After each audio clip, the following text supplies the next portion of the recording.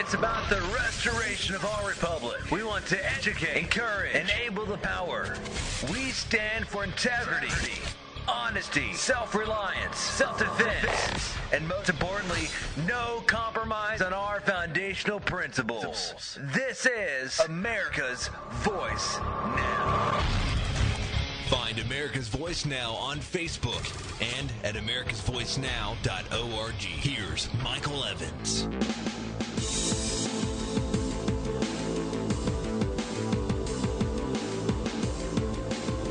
Good morning, America. You're listening to America's Voice Now. My name is Michael Evans. You're listening live. We're going to cover a number of different stories this morning, all of which have import. And let me start with the top. You know, the DHS, Department of Homeland Security, and the thugs over at TSA have been seizing electronics at the border. They have declared a Constitution-free zone. And what I'm wondering is why corporate America is not absolutely outraged by this.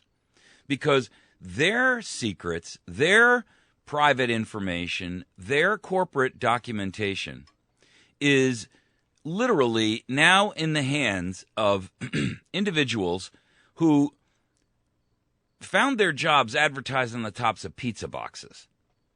I mean, you know, the TSA is a pathetic organization to begin with.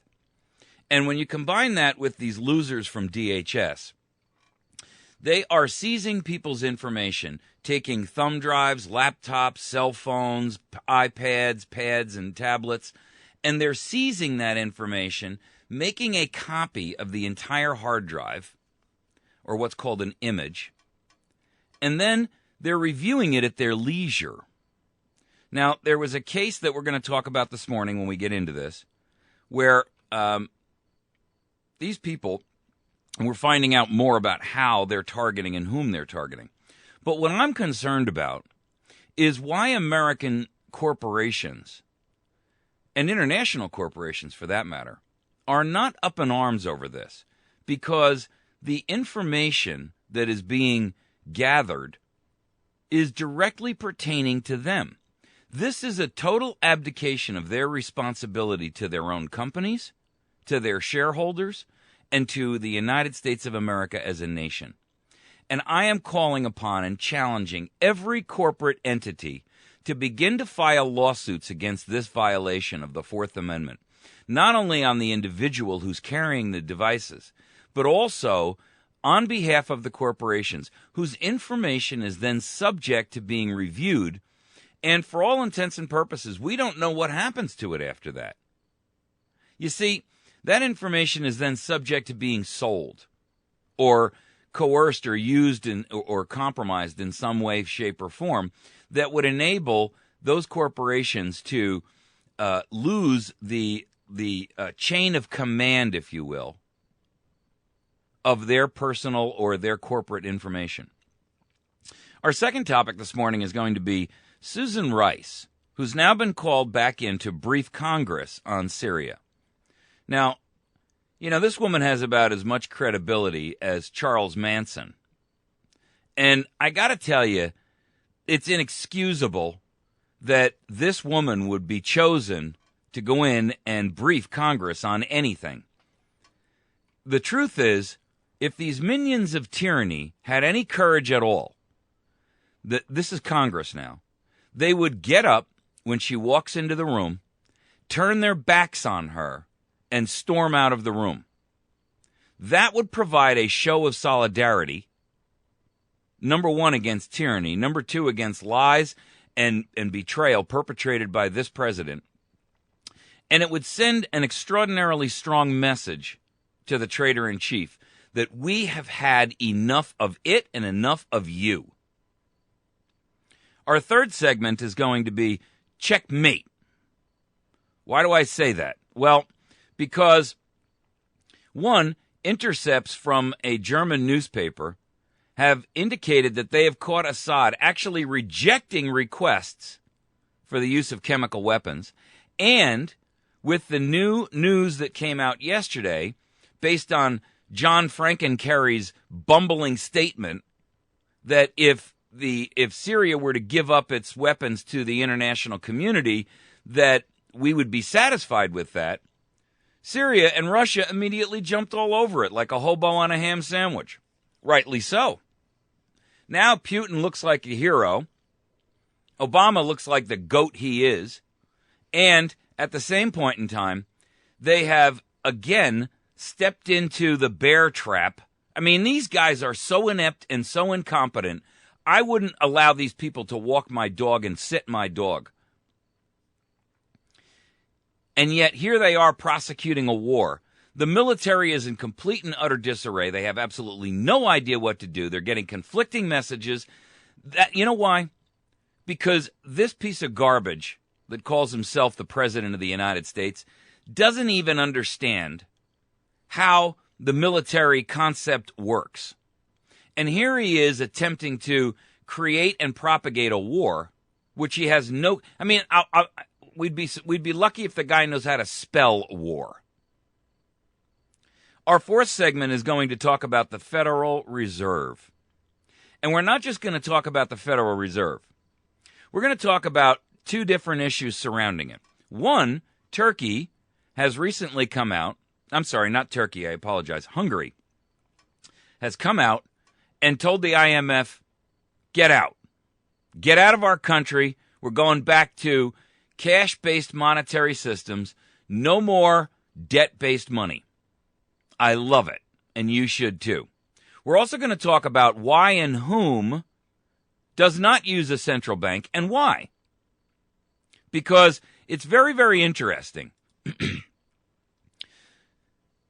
The IMF and the central banks have absolute total dictatorial control over money supply. And they do in every nation in the world with a few very limited exceptions. You'll note, by the way, that three of the exceptions, Afghanistan, Iraq, and Libya, were all recently felled by military action asserted predominantly and primarily by the United States of America. Coincidentally, this same organization, thug organization of banksters that runs the USA, was really there to make sure that Afghanistan, Iraq, and Libya towed the line and joined the central bank. You know, Syria was one of those countries. Now, there is a couple of others that aren't part of the game. Cuba, Sudan, South Korea, North Korea, and there's a couple of others. But it's funny how the Ministry of Propaganda always demonizes anybody who's not a member of the central banking system. We're going to talk about why and how and where and what and whom when we hit that segment. All right, I want to jump right into our discussion here on the DHS, the Fourth Amendment Constitution-free borders, and why and how they are targeting individuals for searching and the seizing and confiscation of their electronic devices. There was a recent lawsuit that was filed by the American Civil Liberties Union on behalf of a guy by the name of House. Now, House, David House, he was a computer programmer who lived in Boston, and he befriended Manning, Bradley Manning, and he met him at one of these like hacker conventions, and they shook hands and kind of got to know each other, and didn't really have a heck of a lot of a relationship, but they developed one there, and at one point in time, when Manning was first arrested, this guy House, who had met him at this hackers convention, went over to the prison to meet with Manning and give him encouragement. Well, immediately thereafter, his name landed on a list. And at some point, he was interviewed by a group of different agencies that really wanted to investigate what his relationship was with Manning when all of the thing blew up, right? Now, it's interesting that when these agencies, the FBI and the IRS and the Department of State and the Army all interviewed him, they all walked away and said, there's nothing here. He just happened to know him. he jumped on board with his concept of free and open information and blah, blah, blah. So rather than going to his house and knock on his door and say, hey, we got a search warrant because we know that you're a friend of Manning, and we've got to go out there and take a look at all of your digital and electronic information and make sure that Manning isn't using you as a conduit point. They waited until the guy went on vacation. Here's where it gets scary, folks. They waited till the guy went to Mexico with his girlfriend for a vacation. And on his return from vacation, and they didn't get him on the way out. They got him on the way back in. And what they did is they seized and grabbed a hold of a number of his items. They took his laptop. They took a thumb drive he had with him. They took a digital camera, and they took his cell phone. Now, they searched him and questioned him and what have you, and then they handed him back his cell phone and he left. They retained his laptop, his thumb drive, and his digital camera. And it wasn't until he sent a letter to them and faxed through a letter demanding the return of those items that they sent them back. Meanwhile, it was weeks that this information was in their hands. And now the ACLU filed a 2-year court battle on his behalf, and they've won. And essentially, the government had to promise to destroy the copies that the government had made of House's personal data. Now, House was smart enough to encrypt his laptop because I don't know what he did for a living, but, for whatever reason, he had his stuff encrypted. And they were having trouble getting into it. So what they did is they simply just made an exact duplicate of the entire hard drive, and then they passed that around to different agencies to try to crack it. Now, the issue here is that when he landed on this watch list, it's a watch list that's used by immigrations and customs agents at the border. Their goal is to look for people who are, persistent border violators and things like that, right? And the file notes that the government was on the lookout for a second batch of classified documents that Manning had reportedly shared with the group WikiLeaks, but hadn't made public yet. Border agents were told that House was, quote, wanted for questioning regarding the leak of classified material. And they were given very explicit instructions. If House attempted to cross the U.S. border, secure all digital media and ID all companions. Okay. So what this tells us is that now the rule of law has been completely tossed out the window, and we are down to guilt by association. We are down to guilty until proven innocent. And where is the Fourth Amendment probable cause requirement based on the Constitution? Remember that the Fourth Amendment clearly delineates the term probable cause, and they had no probable cause. You know why? Because federal agents had already interviewed him. The Army, the State Department, and the FBI had already been through this with him. They had already interviewed him. They had already spoken to him. They had already questioned him about what he knew, where, when, how, why, what his relationship was with Manning and everything else. So why didn't they go to his home in Boston? I'm going to tell you why. They didn't go to his home in Boston because that didn't give them probable cause. They'd already interviewed him. They'd already done all the legwork and the investigatory work that they needed to do. So instead, they waited until he crossed a what? Constitution-free zone. They monitored passenger flight records and waited for House to leave the country. He went to Mexico with his girlfriend. When he got back, 2 agents were waiting there. One of them specialized in computer forensics. So they knew this guy was coming, and they were specifically waiting for him. This wasn't one of those, fell over the threshold and found him deals. This was a pre-planned, premeditated attack. They seized his laptop, detained his computer for 7 weeks. gave the government time to not only copy every file on the machine, but also to make a mirror image of his hard drive and to verify and copy every keystroke that the guy had made, which included, of course, what? All of his passwords, all of his logins, everything about what he did for a living, everything about what he did personally, privately, publicly, what have you.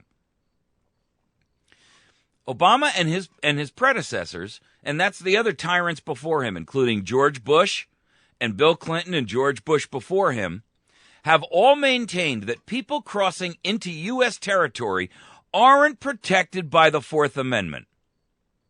Now, wait a second. Stop right there.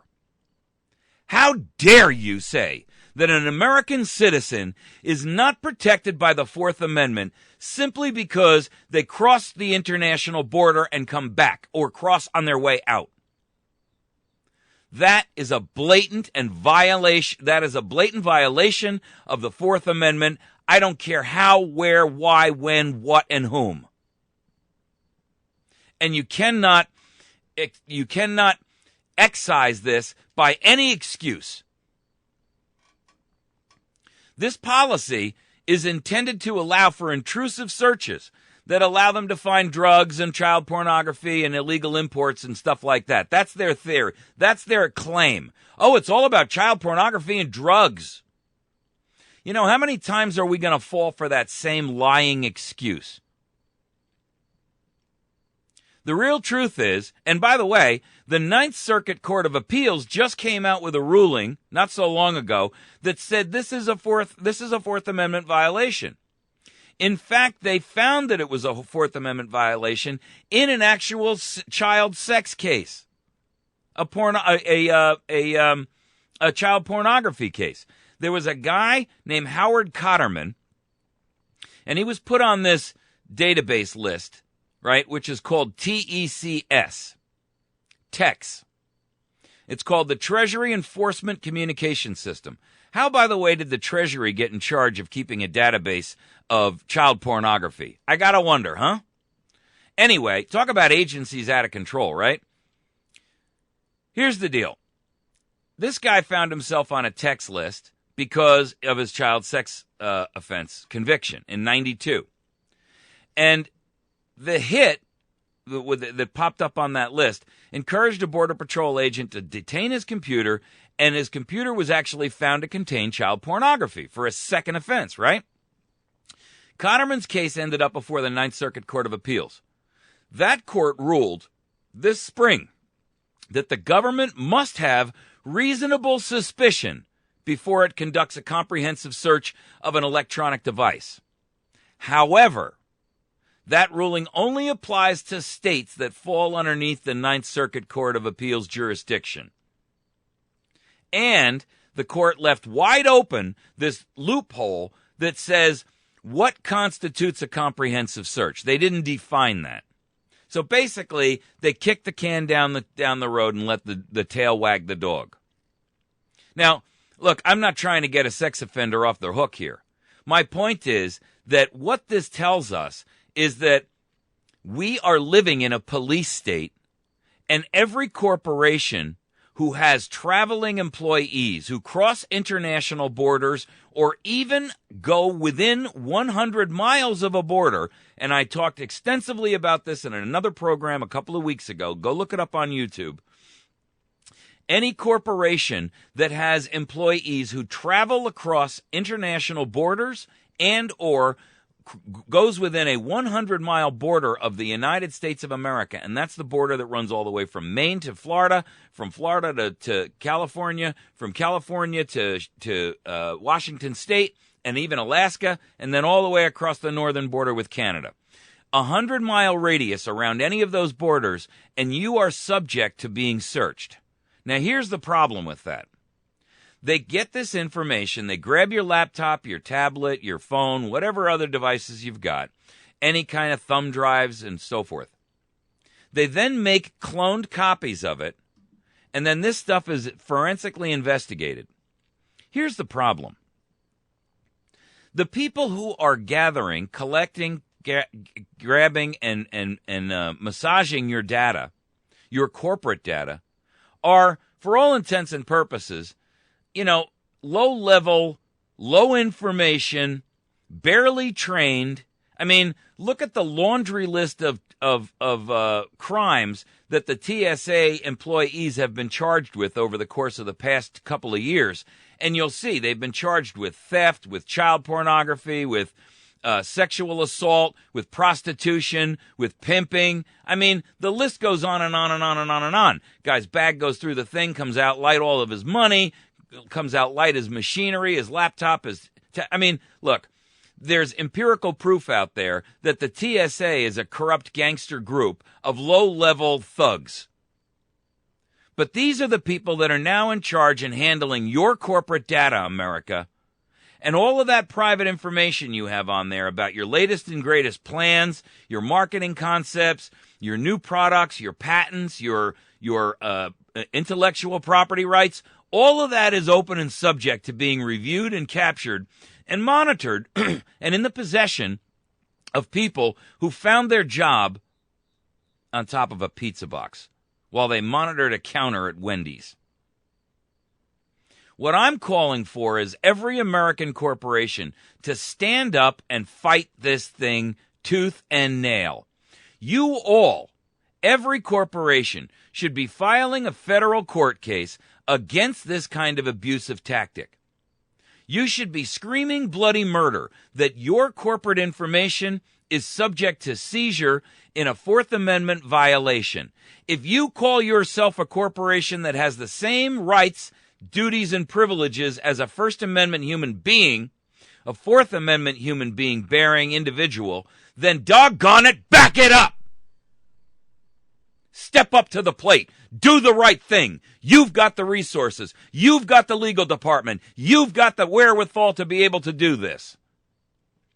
Stop abdicating your responsibility to your shareholders, to your company itself, to the employees who work for you, and to the United States of America, the country that allowed your company to be successful. Let's get on the ball, corporate America. Time to storm the castle. Use those resources that you've garnered as a result of living in this great republic to help protect and defend it, while simultaneously meeting your obligation of fiduciary responsibility to not only your shareholders, but the company itself. How dare you abdicate that?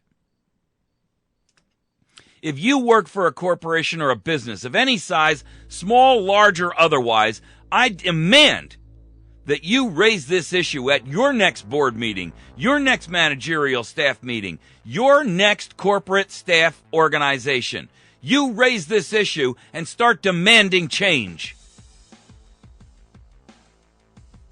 I'm only one person. What can I do? You can alert the corporate legal beagles to start fighting. We're going to take a break. When we come back, we're going to cover how Susan Rice is briefing Congress. Miss Congeniality. Yeah, right. This lady has no credibility whatsoever.